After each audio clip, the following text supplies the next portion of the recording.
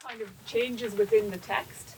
And so part of what I was thinking about was, I think, Dennis, you're talking about the kind of the change of the film and the change in the kind of identity and reception of the film between 1917 and 1922, and looking at those different versions. And John, you're talking about the same musical texts that function quite differently depending on the film, and they're put to different types of uses in terms of kind of nationalism across different films. And Rachel, you were talking about the kind of script changes that appear over 12 years of Jordan's writing in this kind of villainy to De Valera.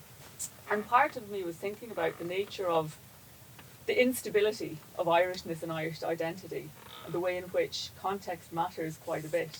I wondered if you could speak to, Dennis, I'll start with you, but speak to the kind of legacy of that film. So you talked about that 1917, the 1922 reception of it.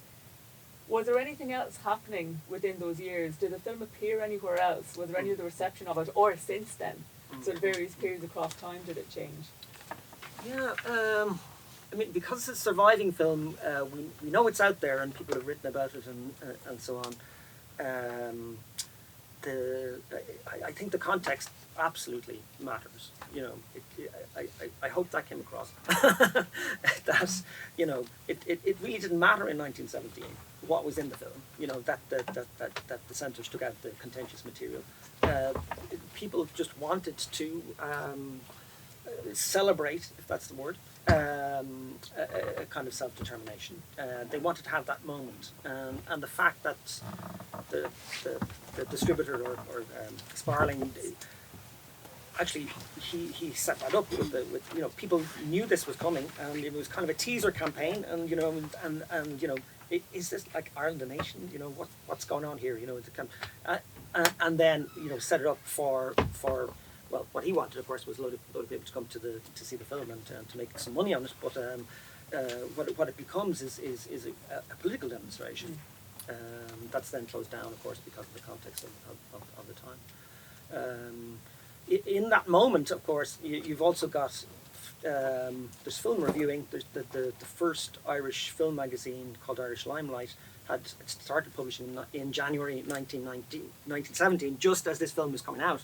So the first issue has a review of Ireland the Nation, and it's a little bit iffy. It's like, you know, really the history here, not very good. You know, they're not getting it right. You know, also the aesthetics of the film are not very good, and you know, it's the aesthetics of film over that period from what we think of as early cinema period. Maybe then you have longer feature films around 1915. You know, so this is made in 1914, and it's still kind of in an earlier aesthetic.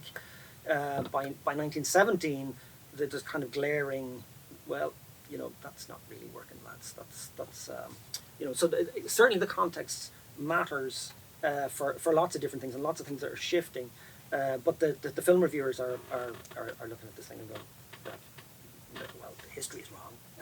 You know, it looks terrible. You know, nobody's going to go and see this, but the people are going, we want this, yeah. and it's that film in 1917. You know, and it's a different film in 1922 again. You know, I mean, it has changed as well. It has the extra newsreel attached to it that brings it up to date, but it's still got the earlier scenes that are still terrible. In 1922 terms, like, people are looking at this thing and going, no, that's not what a film looks like, you know, in lots of ways.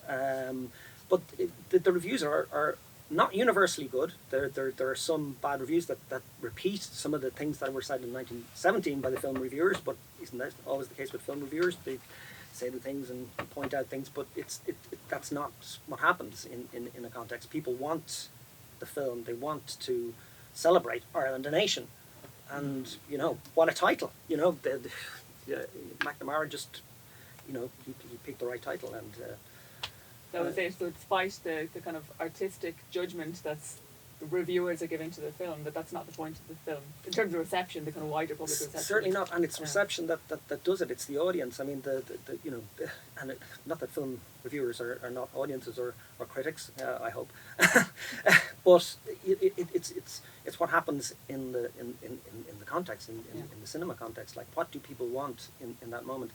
And I think what happens in 1922 is it starts off as it's January 1922. The treaty has just been ratified, and there's kind of a euphoria. It's a great moment to re-release this film, but then people see it and they go, yeah, well. And then the people in Limerick hear, this is a bit iffy. I wouldn't go to that. And so by the time the exhibitors are thinking, don't know if people are going to go and see this thing. By June, 100 years ago, it's got that reputation. Yeah. So it's we're over the moment of Ireland a nation. We've kind of got Ireland a nation, and judging it as a film. But we're now judging it as a film. Yeah. Sorry, that's very long, winded. No, thank you very much. And John, I was kind of thinking about what struck me about the films when I was watching it is it's so familiar. The kind of way in which the songs are represented, the kind of scene where people are sitting around in kind of bars or taverns, and there's a kind of a solemn moment where somebody sings, and it's like that. Is that a kind of a trope? Do you see that changing? Like you talked there about the kind of romance of the song versus the kind of hardened character of the men. Thanks, Sarah. I mean, I think to talk about music, first of all, is like more generally in my research, what I found is it didn't change very much over the 20th century. And so in the four films I viewed, you had an Irish-American perspective with this Hollywood humanism, that kind of, I mean, they all shared melodrama, drama with music, if you like, and with artistic. So it was sort of, they all, even The Dawn, which was the most Republican perspective and amateur, indigenous perspective, that had a melodrama in that sort of family story and the martyr at the end and so on. So I think what they have in common, even though you've got a British, albeit Brian Desmond Hurst, who individually had a Republican perspective, you've got the Irish-American Hollywood humanism, you've got the sort of the Irish indigenous Republican view, but I think what they actually share is melodrama, and also that it's not really traditional music, it's popular music. It's the music that was popular, so people go to cinema and they want to see scenic shots, they want to hear these tunes. So I think at the time in the 1930s, the audiences would have been disappointed if there weren't actually these set music scenes as a kind of it's almost like a release from the conflict that's represented. But at the same time, I think, as I hope I showed, that it's also, the song is also articulating what is the shared Republican view of the people that were invited to sympathise with. Yeah. Thanks very much. And then, Rachel, finally, this is probably an unfair question, but do you think had the script had developed for another 10 years, what kind of Devil Era would we end up with? Is there a kind of a hardening of Jordan's view across time, which what seems to be? Do you think that would have... Well, that's possible because when Tim Coogan's Michael Collins biography came out, and Jordan says that he read it and he thought that was the best biography of Collins. I think he was inspired by that, but there was also the thing that there was another script going on since 1986, written by Owen Harris, and Kevin Costner wanted to make that film. So there was this competition between these two scripts, and Jordan wanted to have a lot of money, a big budget to make his film. So I think he had to sort of give in to the studios and make these concessions and change their script. So I don't know if another 10 years had gone on, what would have happened, but he needed to have this personified villain there, someone to oppose to like Collins, and it was not enough to have this sort of a nameless mass of Republicans or something. So I think that's an important context here, because if you look at the facts and everything. So Neil Jordan talked about him being Irish and him wanting to make an Irish film, whereas Owen Harris said in an interview that he looked at it as a Hollywood film. So I think there was this whole thing going on, how Irish can this be, and how much of a Hollywood film. So. Oh, very good. That's really interesting. Yeah. I know we have a few minutes left, or we're kind of running over, but I think we do have maybe 1 or 2 minutes But we can squeeze in a few other questions if anybody has any. Sadiva? Thanks, Sarah. I just wanted to talk a little bit about Ireland the Nation and Dennis's work on it. And I think it just embodies to me just the value of a gathering like this. I mean, the print, we have a 16mm print that came into us thanks to intervention by Seamus de Burka, who was a descendant of P.J. Burke. P.J. Burke, yeah. Who was the scenarist, the screenwriter. Partly, yeah.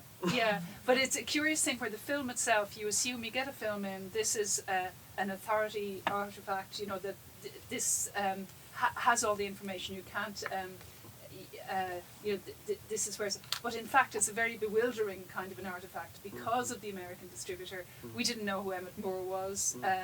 And then there's the newsreels at the end, and you know, we take it and we preserve it, but there is kind of an air of confusion around what the heck this is and how authoritative it is in terms of what it represents. So to have a Dennis come along, or any of you indeed, you know, to dig down and do research and find out about the context of its production and reception and distribution, is really just it enlightens us and you know, viewers and descendants of the filmmakers and so on. So we've just really welcome that kind of work. So thank you, Dennis. It's really clarified for us what Ireland the Nation is. Well, thank you. I saw that film here when I was doing my PhD in the archive more than 20 years ago, and it's probably not true to say that I've been thinking about it for 20 years, or not continually for 20 years. But I've had different engagements with it, you know, as an aesthetic object initially, you know, thinking about this. Oh my God, what is this film? You know, very bewildering, bewildering, and but also fascinating. You know, you watch it as an aesthetic experience. I'm not sure, you know, it grabs you. I don't think it grabs you, and it's more a kind of an experience of I don't know what I'm seeing here. But the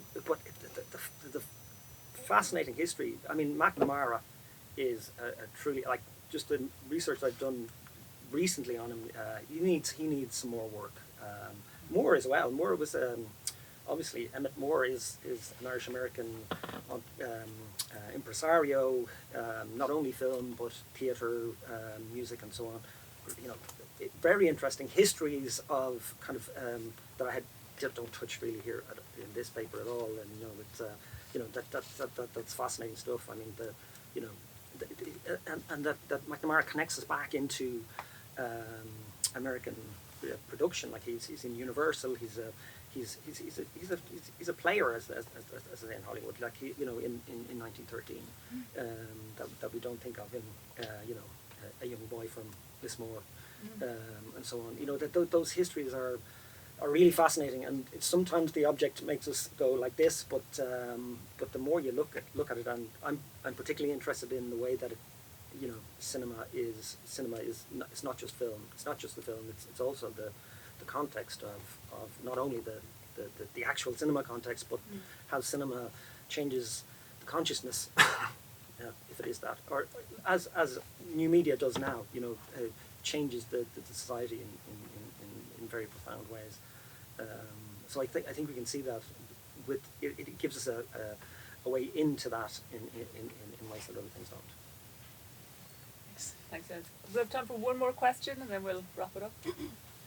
Thanks very much. Fantastic presentations. A couple of weeks back we had a great presentation also here from the Irish-born journalist who is at the centre of the New York Times productions of what you might call sort of hyper-investigative and you know, obsessively accurate journalism, and you know, culminating in most recently film work like the storming of the Capitol and the atrocities in Bucha.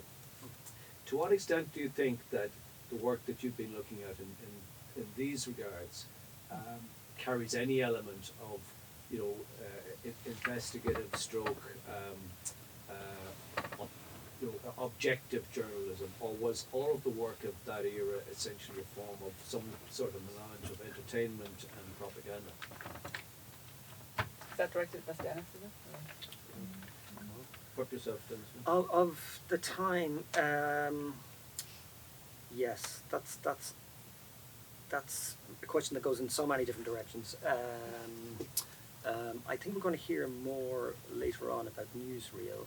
I see Kira nodding in the audience. So I think your question is kind of directed towards newsreel. I know there's newsreel in this film, and the newsreel here, rather than standing in for any kind of an objective account of Irish history, is